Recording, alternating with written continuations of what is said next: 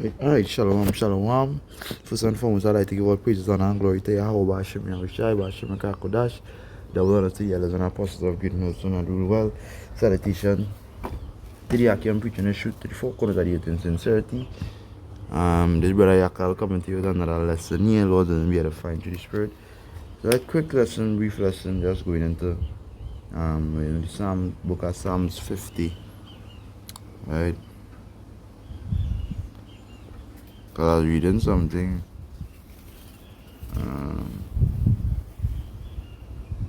Right, and I'll read from 1. It says, a psalm of Asaph, the mighty power, even the Lord had spoken and called the earth from the rising of the sun unto the going down thereof. Verse 2.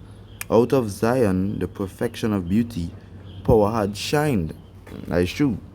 We were supposed to be, our people, Israel was supposed to be the perfection of beauty. You understand? And the scriptures say, now look at us. We were supposed to be a noble vine. Let me see if I get up. I want to come back to this. Jeremiah 2 and 21.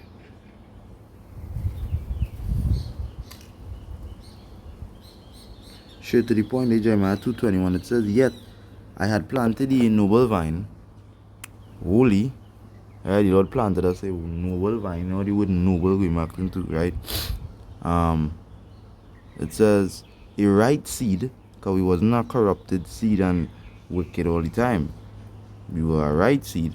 It says, how then art thou turned into the degenerate plant of a strange vine unto me?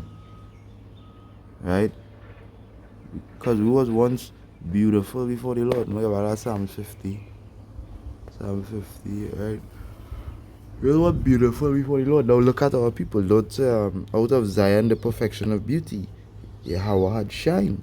Because even when the Lord talk about a man of the Lord, light, let your light so shine among men that they may see it and glorify the Lord. Even the works that we do, we glorify the Lord, and it makes other men glorify the Lord as well.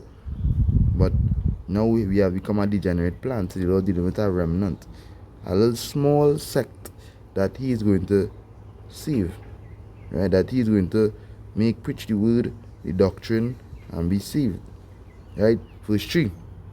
It says, our power shall come and shall not keep silence. And this yappa, because the scripture mentioned when Yahushua came, the first time he would not make noise, he would not abuse read, he would not, the preacher was yappa. But now, when he returned, it says, he shall not keep silence. He's going to come and make a lot of noise, cause a lot of hearts to faint, and I'll do a lot of destruction. It says, the fire shall devour before him, and it shall be very tempestuous round about him. Now we're going into that word, because we know that word going to go back into dangerous and heat. Right, because I already have it queued up. It says round about him. So this is how Yahushua going to come back. So let me get it. Right. It says tempestuous. Also tempestuous. It says a very strong, turbulent. Right, when the shaking, very strong. When the Lord come and he bursts that sky, you think it's gonna be easy? It's not. It says very strong, turbulent, rough, with wind and storm. Right, stormy, turbulent, commotion weather. Right, let me see if I get some more.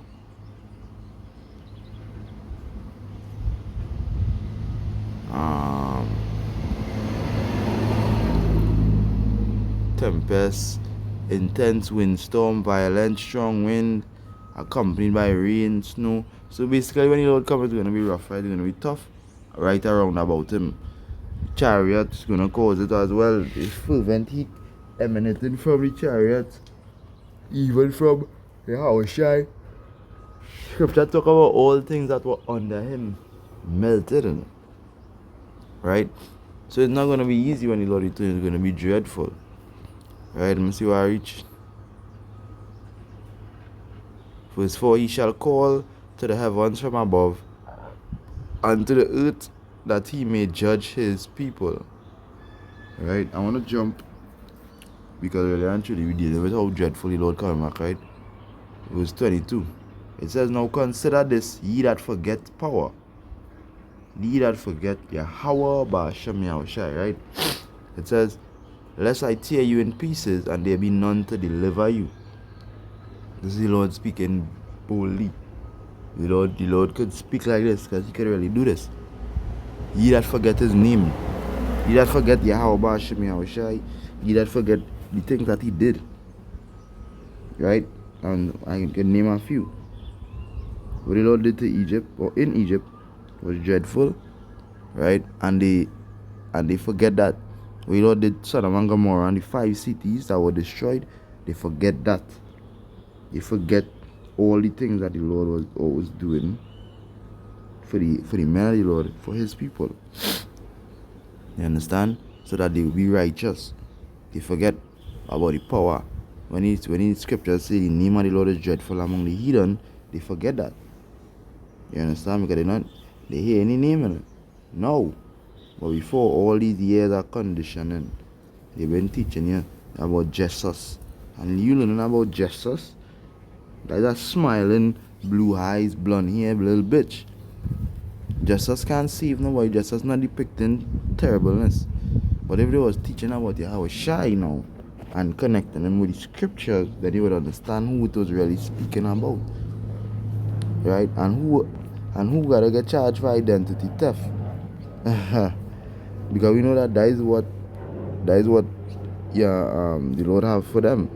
They're gonna get charged with identity theft at Jesus for covering the faces of the judges for doing the most. It says, where do I reach? And we got next precept. And I feel like I'll just go into it one time and then I'll close. Because there's a brief lesson. Right, Isaiah, the 47th chapter. I can read from 1 to get some essence, right? It says, come down and sit in the dust, O virgin daughter of Babylon. Sit on the ground, there is no throne. So, come and sit in the dust, confusion, in a confused state, there is no throne. Right? When I reach, it says, O daughter of the Chaldeans, another name for Esau. Right? For thou shalt no more be called tender and delicate. Nobody don't like y'all anymore. America is a piece of crap. And these Edomites did enough damage in the earth. Right? Verse 2. It says, take the millstone and grind meal, uncover the locks, make bare the leg, uncover the thigh, pass over the rivers. Basically expose Esau and all his doings, the evil that he has done throughout the year. Expose and show the world who really did it. Right? Verse 3. It says, thy nakedness shall be uncovered. Right? Because they're going to expose them. It says, thy shame shall be seen. I will take vengeance, and I will not meet thee as a man. So that's the point. Right? The Lord is going to come and take vengeance for his people, but he's not coming as a man, as a mortal. You know, the Lord came before they put him to death. You know? But it wasn't in their will, it was in the Lord's will, because the Lord didn't want him to die. He definitely wasn't going to die. He was literally doing miracles. Yahushua said, don't you know that I could call on my Father right now, and he will send me more than 12 legions, and one legion is 7,000 angels. So think about 12, right? Think about the damage the Lord could have do by calling these angels here. But what the scripture had to be fulfilled, that Yahushua was going to die, right? And the thing about it is, now he returning, he said it's coming back for all that pace. I'm gonna get that. Let's look at John chapter 19 and 37, straight to the point. 37 and 27.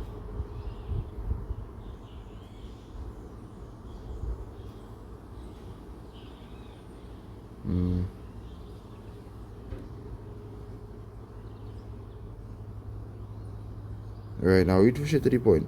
Because I was even talking about the scripture being fulfilled, right? I'll read Verse 36, for these things were done that the scripture should be fulfilled. A bone of him shall not be broken. Right? You're talking about Yahushai. And again, another scripture saith, they shall look on him whom they pierced. Right? Because really and truly, they pierced him, they put him to death. But you don't take him back, and he shall not meet thee as a man. Right? So, understanding how serious it is, and how serious it's going to get, is where, in a sense, where we know the Lord coming to turn shit up, we should just believe and push forward unto the end, endure heavily. Right? So Lord will in this lesson that I find through the spirit and power of Yahweh Hashem Yahushua Hashem Kakadash, double honor to the elders and apostles of great Milson and rule well. Salutation to the Akim preaching the truth to the four corners of the earth in sincerity. Shalom.